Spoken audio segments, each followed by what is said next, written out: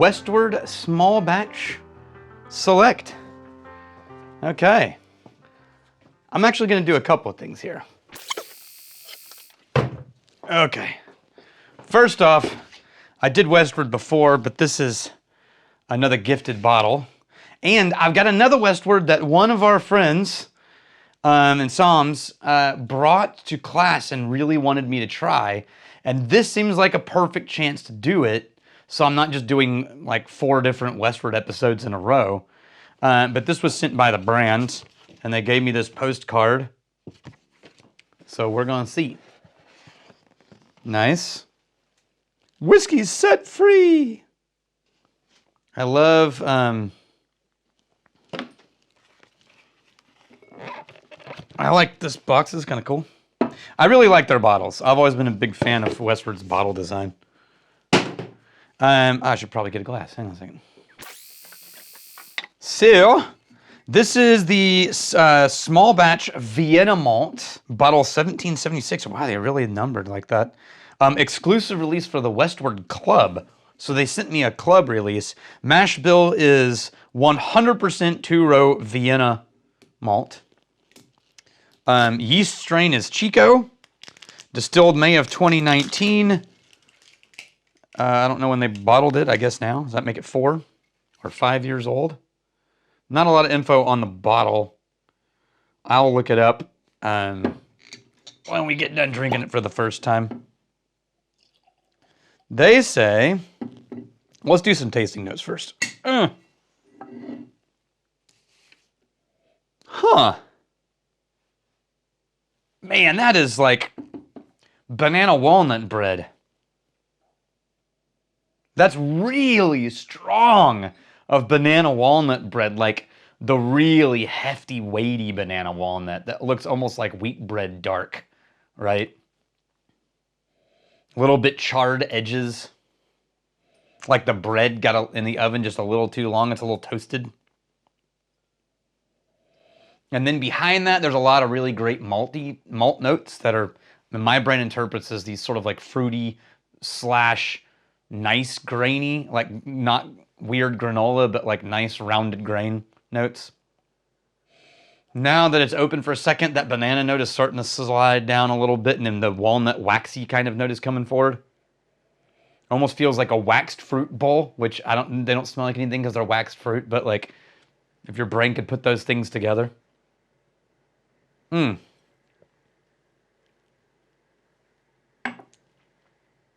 Huh. That drink's really soft for what I'm looking for. What am I getting there? It's almost toast and coffee, but like not like fresh coffee, but like I took a sip of coffee about an hour ago and it still sort of have coffee breath coffee. Like a lot kind of creamy flavor, but it's really light and thin. There's not a lot going on in the beginning and the middle of the palate. It just sort of dances along with this light sweetness. And then it's on the finish that it sort of rolls out into this almost bitter, toasted, slightly coffee direction.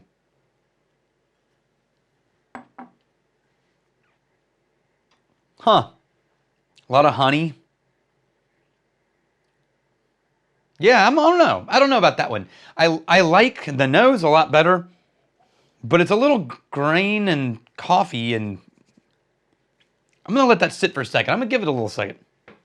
They say on this sheet, no, they don't. Okay, the toasted nuts. Yeah, I get that. I don't know that I get mint on their notes. They say, oh, banana bread and banana pudding. Yeah, I agree with that.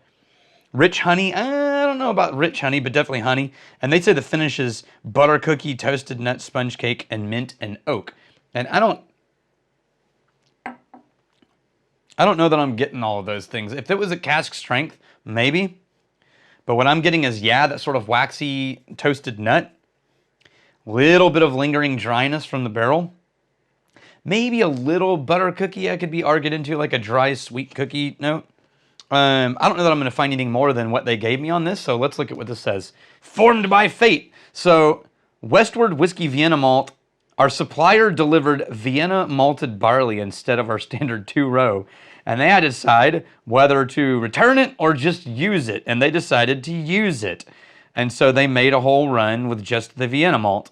It's prized by brewers for its red color and rich, full-bodied character. Allowed us to create a well-rounded whiskey, blah, blah, blah. Thanks to our roots as brewers, they risked it and made some whiskey with it.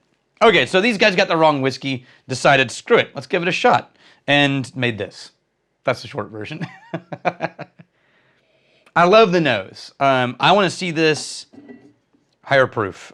It just feels like all of the richness that I'm a Westward fan.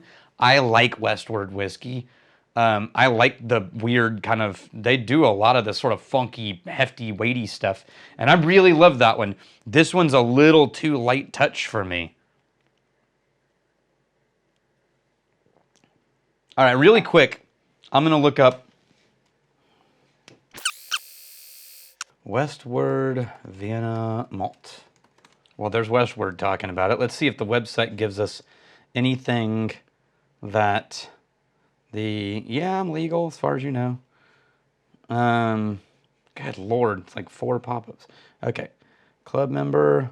No, it's literally the same thing that the sheet did.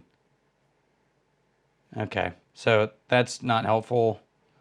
Well, I guess anymore. Once again, Breaking Bourbon, top of the list. Those guys are killing it with the Googles. I wonder what Whiskey Wash said about it. Wow, people are really loving it. Okay. Damn. Well, so here's the thing. I'm going to stop that recording because I'm not really getting anything else from it that I want.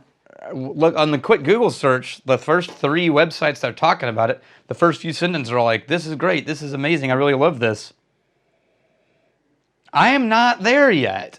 Maybe I'm in the wrong mindset. So I always come into Westward looking for like rich depth and intricacies, and this one is drinking more like a budget single malt, not budget, but like a more simplified big brand single malt from like Scotland or something like that, and it doesn't taste like Scottish single malt. But like I love Glenfiddich and I love Glenmorangie, but they are simple and softer and a little more watered down than some of the things I really love, like Bruichladdich or Laphroaig or Glendronach. And so it maybe if I was approaching this with like I want a really light, delicate American single malt, I'd be a little more gracious. It is very nice and pretty on the nose, and I really like the nose. That banana bread is still freaking me out a little because it really is walnut, banana walnut. Okay, if I was putting this up against Glenfiddich, Glenlivet, Glenmorangie, yeah, I get that. That makes sense. It can hang with those guys. But it is that simple and that crowd-pleasing, which is not a bad thing. I'm going to let some water sit in that because I got another story. So, Justin, one of our Psalms, he brought this whiskey.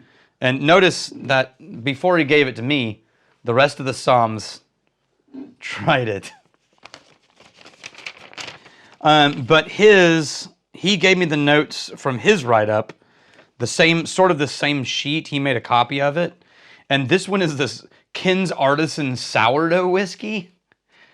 So basically what happened was they reached out to a James Beard award-winning baker, Ken Forkish, who introduced their French sourdough instead of their pale ale yeast. So they used a French sourdough yeast strain, like the leaven, which is like, the things that jumpstart sourdoughs.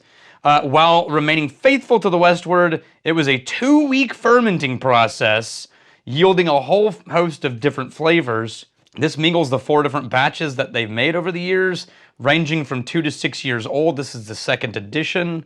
And so they used the sourdough starter to kick off fermentation on this. 12-day fermentation, that's crazy. Okay, I really wanted to try this. I just wanted to do it on camera.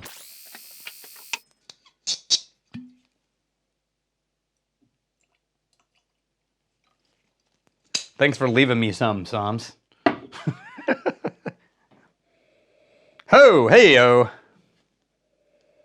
That's totally different. It's way more simplified. I was looking for drama, and I'm not getting any drama. I'm getting like Nilla wafer and honey and cream. A little bit of a little spiciness, but not spice like peppermint. Like it lifts off. Oh, hey, they said rice spice. Oh, they said peppermint. They said vanilla wafer. Oh man, whoever is writing their notes has the same nose preferences as I do, because this happens to me every time I have Westward. As I smell things, I look down and then Westward's notes are the same. Oh, see, that's where this one is a little bit better. The weightiness of the nose is more to my liking. This one, super soft vanilla, mild spices that lean towards peppermint more than they do to anything else, which is more of an herbal type spice. And I mean like the plant, not like peppermint candy. All right. Oh, really soft, a little bit dry, slight tannic note, mostly vanilla and honey cream. This is just soft and even. I didn't think it could get any softer, but the palate got even softer. Man, it's good. It's a denser vanilla on the palate than it is on the nose. I really would love to have one of these barrels in Texas and see what happens. And just watch Texas just poof, blow up those mid palate notes. Coming back to this one, with a little water added, it adds a little more tannic complexity to the palate, but not that makes up for it. It was better before I put water in it. I think I prefer this one. This was fun. Thank you, Justin.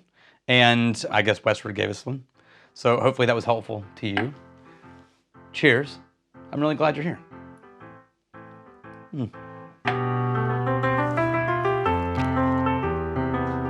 Hey, also, like and subscribe, and there's other episodes you can watch over there.